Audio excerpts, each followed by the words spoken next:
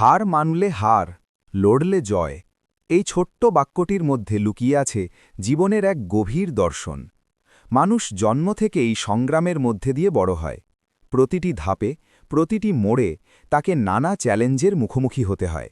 কখনো সেই চ্যালেঞ্জ সহজ হয়, কখনো বা অত্যন্ত কঠিন। কিন্তু এই সব পরিস্থিতির মধ্যেই মানুষের আসল শক্তি এবং মনোবল প্রকাশ পায়। জীবনে ব্যর্থতা আসবেই, কেউই সবসময় জয়ী হয় না।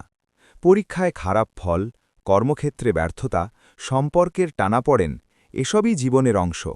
কিন্তু এই ব্যর্থতার কাছে যদি আমরা হার মেনে নিই, তাহলে সেই ব্যর্থতাই আমাদের চিরস্থায়ী পরাজয়ে পরিণত করে। হার মানা মানে নিজের উপর থেকে বিশ্বাস হারানো, নিজের স্বপ্নকে ত্যাগ করা। আর একবার যদি মানুষ নিজের স্বপ্ন ছেড়ে দেয়, তখন তার জীবনে আর এগিয়ে যাওয়ার শক্তি থাকে না। অন্যদিকে যদি আমরা লড়াই চালিয়ে যাই, তাহলে জয়ের সম্ভাবনা সবসময় থেকেই যায়।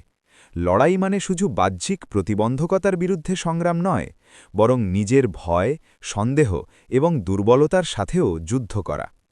অনেক সময় আমরা নিজেরাই নিজের সবচেয়ে বড় শত্রু হয়ে উঠি। কিন্তু যদি আমরা নিজেদের উপর বিশ্বাস রাখি এবং ধৈর্য ধরে এগিয়ে যাই, তাহলে কোনো বাধাই আমাদের থামাতে পারে না। ইতিহাসে এমন অনেক উদাহরণ রয়েছে যেখানে মানুষ অসংখ্যবার ব্যর্থ হয়েও শেষ পর্যন্ত সফল হয়েছে। তারা কখনো হাল ছাড়েনি, প্রতিবার পড়ে গিয়ে আবার উঠে দাঁড়িয়েছে। তাদের এই অবিচল মানসিকতাই তাদেরকে সাফল্যের শিখরে পৌঁছে দিয়েছে। এ থেকেই বোঝা যায় যে জয় কোনো একদিনের ফল নয়, বরং দীর্ঘদিনের অধ্যাবসায় এবং পরিশ্রমের ফল। এই বাক্যটি আমাদের শেখায় যে জীবনে হার-জিত অনেকটাই নির্ভর করে আমাদের মানসিকতার উপর। যদি আমরা মনে করি আমরা পারব না, তাহলে সত্যিই আমরা পারব না।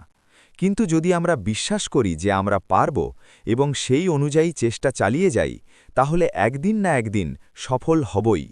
সুতরাং জীবনের যে কোনো কঠিন পরিস্থিতিতে হতাশ না হয়ে সাহস নিয়ে সামনে এগিয়ে যাওয়াই উচিত। মনে রাখতে হবে, হার মানলে হার, লড়লে জয়, এই নীতি আমাদের জীবনের পথপ্রদর্শক হতে পারে।